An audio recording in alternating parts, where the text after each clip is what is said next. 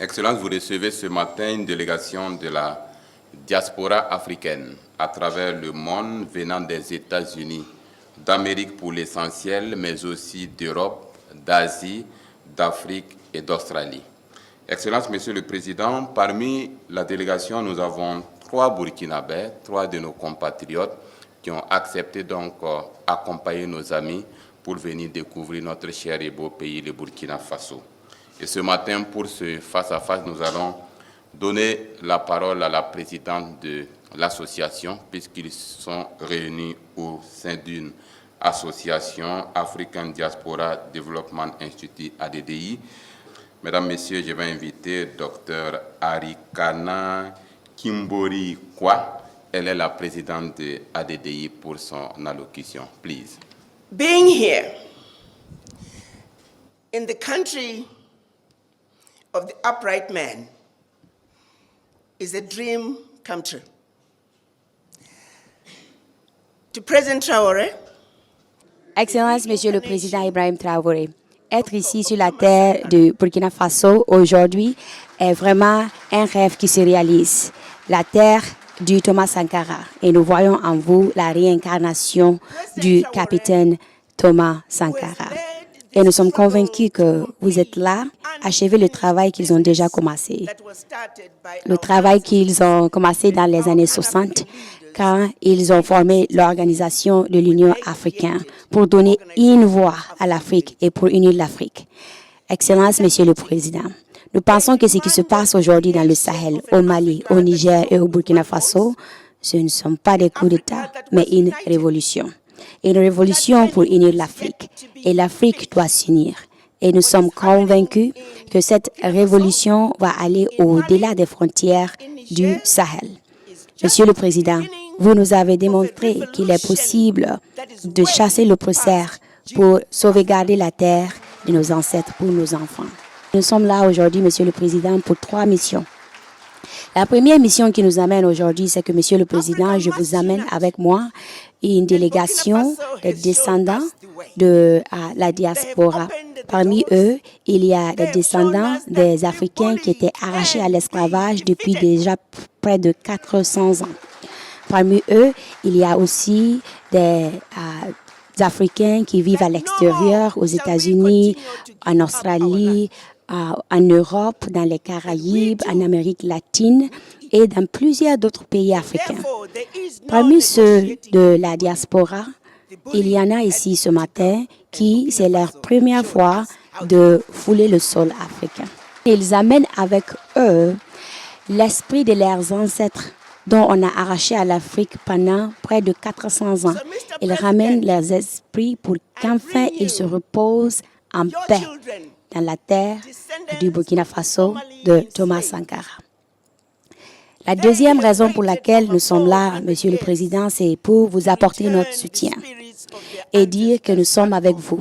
Vous êtes tout ce que nous avons espéré et nous avons voulu d'un président. Monsieur le Président, quand nous nous apprêtions à venir ici, on nous a dit qu'il ne faut pas venir au Burkina Faso, qu'il y a une ligne rouge, le Burkina Faso c'est la guerre et c'est pas stable, c'est pas sécurisé. Mais je vous rassure, Monsieur le Président, plus ils nous ont dit que le Burkina Faso n'est pas sécurisé et que c'est dangereux, plus nous avons couru vers le Burkina Faso. Et nous sommes fiers d'être là aujourd'hui pour constater le travail qui a été déjà achevé. Vous et la population du Burkina Faso.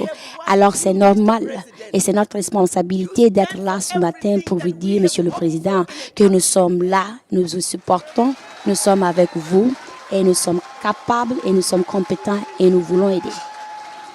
Et la troisième mission pour laquelle nous sommes là aujourd'hui, Monsieur le Président, c'est justement pour demander comment est-ce qu'on peut apporter notre soutien à votre leadership et à cette transition. Parmi nous, il y a des experts comme des ingénieurs, des architectes, des docteurs, des businessmen et encore plein d'autres. Et tout ce que nous rêvons, Monsieur le Président, c'est d'apporter nos capacités et nos expertises pour aider à construire le Burkina Faso, notre Burkina Faso, et d'aider à construire l'Afrique unie que nous rêvons autant. So we are here. Our third mission is to see what can we do, Mr. President, to play our part in building the Burkina Faso we want. Je suis ému et très content de vous voir ici au Burkina Faso depuis les événements de la SNC. C'est plus qu'un plaisir que vous ayez choisi de venir ici au Burkina. On vous a sûrement dit que c'est un pays infréquentable. On vous a dit que c'est la mort ici, c'est la guerre.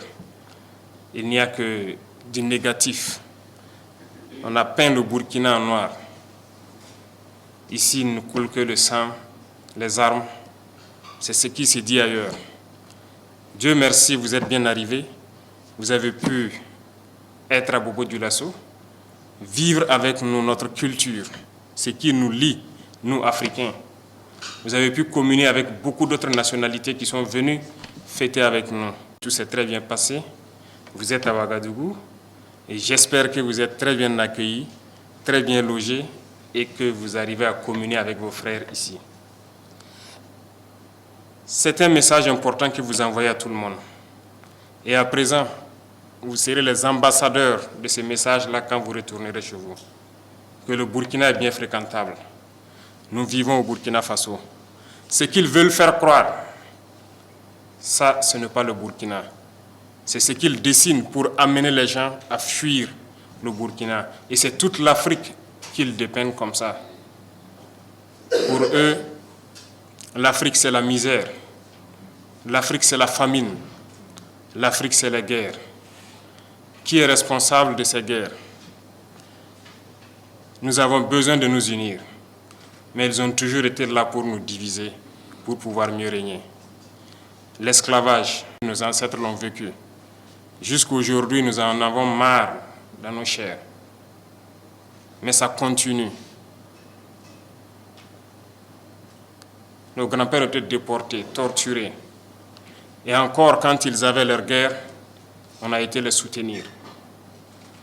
Ils nous ont payé en monnaie de singe. D'autres ont été tués lorsqu'ils ont essayé de revendiquer. Plusieurs d'entre eux sont morts dans leur village avec les séquelles de la guerre.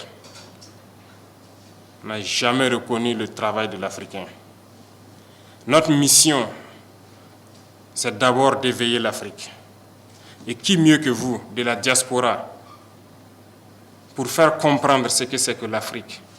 Quand je vous vois unis dans cette association, je me sens encore plus fier, parce que c'est tout ce que nous demandons. Aujourd'hui, notre combat, c'est pouvoir nous unir. Parce que unis, nous sommes forts. Divisés, on est faibles. Ils ont toujours travaillé à nous diviser. Je vous exhorte à passer le message pour que l'Afrique puisse s'unir. Nous avons la chance ou la malchance de vivre la guerre depuis quelques années. Et à un moment donné, il fallait dire c'est assez. Nous en avons marre. Nous avons pris nos responsabilités et nous nous rendons compte aujourd'hui plus que jamais que nous avons eu raison de prendre nos responsabilités. Parce que ces armées étaient installées ici, n'ont jamais pu, en aucun moment, surveiller notre territoire pour voir les terroristes qui venaient nous tuer et repartir, avec tous les moyens qu'ils avaient.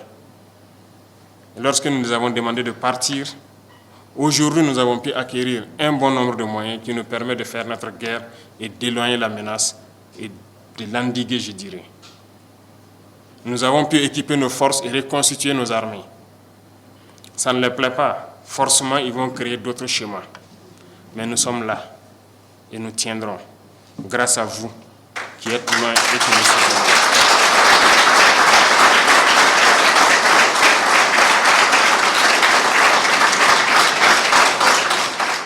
Nous tiendrons toujours debout parce que l'Africain, c'est la résilience. Nous avons assez souffert. La première chose que vous pourriez faire pour l'Afrique, c'est de passer le message positif. Assez de pillage, assez de morts. Il est temps qu'on s'unisse et qu'on travaille. Nous ne demandons qu'à vivre dignement, à vivre libre. Passez le message pour éveiller les consciences. Certains gouvernants essaient d'endormir leur peuple toujours et continuent de piller leur peuple au profit de l'Occident. Il faut que ça cesse. Qui mieux que vous pour passer ce message aux différents peuples? L'Afrique doit se réveiller. Les jeunes doivent se réveiller et ne plus permettre à ce que la même politique continue. Ce n'est pas possible. L'Afrique est encore vierge. Tout est à faire en Afrique. Regardez comment nos villes sont. Nous pouvons aussi développer. Nos systèmes de santé, d'éducation, nous pouvons tout développer. Voilà que dans cette diaspora tant riche, nous avons toutes les spécialités. Aujourd'hui au Burkina, nous sommes en train de réfléchir à mettre en place une université polytechnique, rien que pour former des ingénieurs scientifiques. Et je pense que vous serez les bienvenus pour apprendre à vos jeunes frères.